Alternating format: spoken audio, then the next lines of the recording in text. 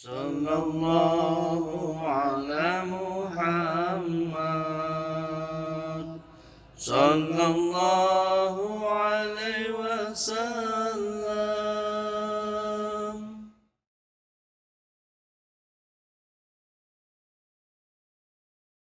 Assalamualaikum warahmatullahi wabarakatuh. Jamaah yang dirahmati Allah, alhamdulillah pagi hari ini kita dapat berjumpa dengan seorang pakar politik di Provinsi Kepulauan Riau, Bapak Agus Tara. Hanya saja pagi ini kita tidak membahas soal itu. Kita akan membahas soal apa yang ada di dalam kolbu beliau, soal spiritual.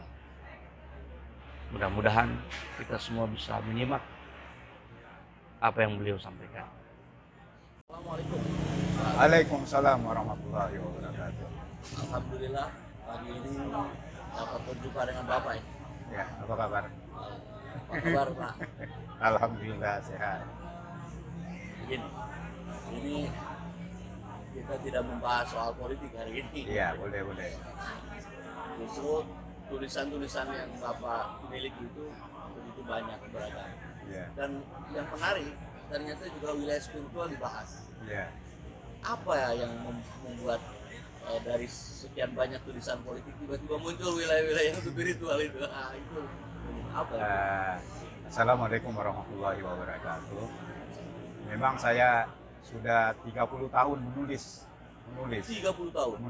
dengan berbagai macam segmen objek tulisan ya.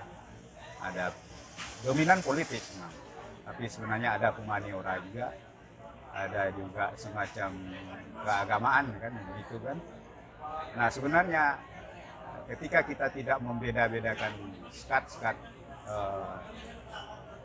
substansi dari tulisan-tulisan saya itu, pada dasarnya hanya satu saja sebenarnya persoalannya.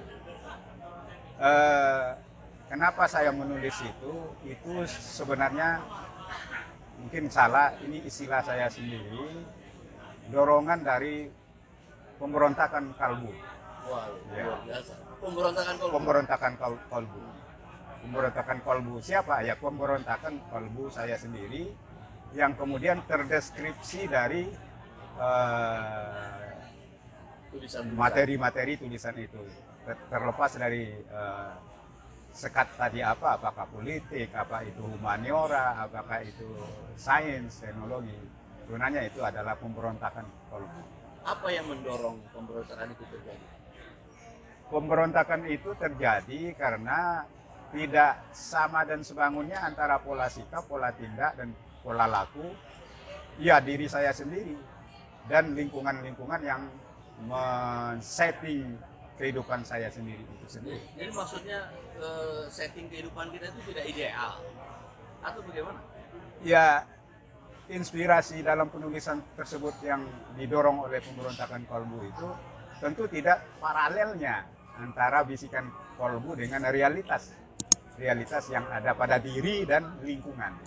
Lahirlah sebuah tulisan yang mendeskripsikan apa yang seharusnya, dan itu tidak bisa kita ungkapkan dan perbuatan gitu. Itu bahasa sederhananya. Gimana supaya bisa selaras? Untuk idealnya ya harus diadakan apa yang saya sebut lagi itu provokasi kolbu gitu. Seseorang kita provokasi, kalau dalam bahasa sederhananya, dalam bahasa umumnya itu dimotivasi, itu tidak lain daripada memparalelkan suara kalbu itu dengan kondisi realitas kehidupan. Jadi Sebenarnya Bapak meyakini bahwa untuk menselaraskan itu dengan diprovokasi? ya salah satu diprovokasi. Tentu provokasi ini dengan berbagai macam metode, dengan dakwah, dengan bahasa-bahasa yang menyejukkan, sesuai dengan nilai-nilai kolbu itu sendiri. Karena nilai-nilai kolbu itu sendiri tidak, sekali lagi saya katakan, tidak ada yang sesat gitu. Yakin bahwa nilai kolbu itu ilahiyah sifatnya? Ilahiyah, sifatnya ilahiyah. Nah, di sini kalau para filosof, ataupun sufi ataupun semana